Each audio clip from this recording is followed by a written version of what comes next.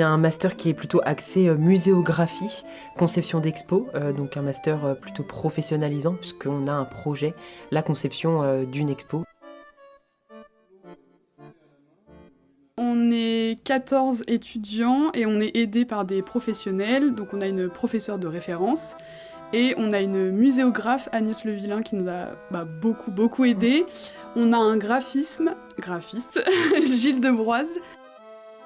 Le thème nous est imposé, comme chaque année, c'est notre professeur qui nous impose le thème. Donc là, les arts forains.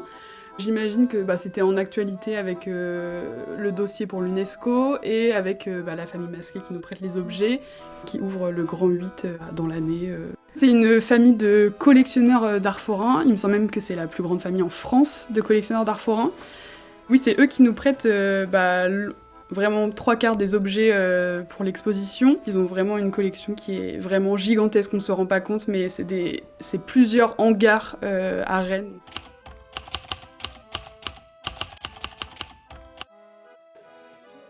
Dans un premier temps, ça a plus été la scénographie parce que il fallait mettre dans l'espace l'exposition.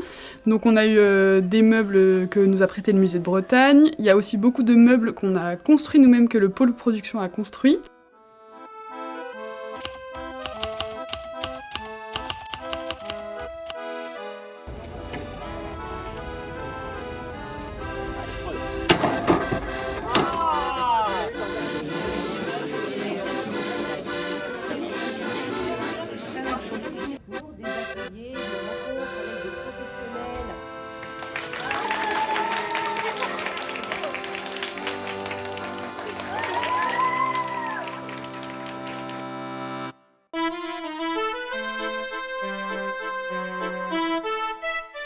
Au niveau du graphisme, il y a 13 textes de séquence et ensuite on a reproduit des photos que nous a donc prêtées la famille Masclé.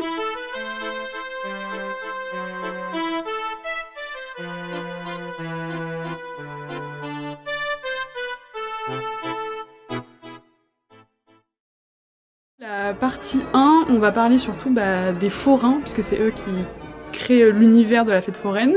Donc on va parler de la communauté foraine parce que les métiers, donc les attractions, ça se transmet vraiment de génération en génération. Il y a vraiment cette notion d'héritage dans les familles foraines.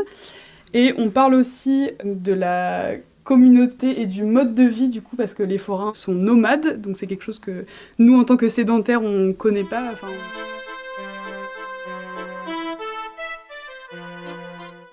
Donc après avoir vu qui fait la fête, on peut se pencher sur l'art, leur création, parce qu'il y a véritablement un art forain qui se crée, notamment à la Belle Époque, qui est un peu l'apogée de l'art forain.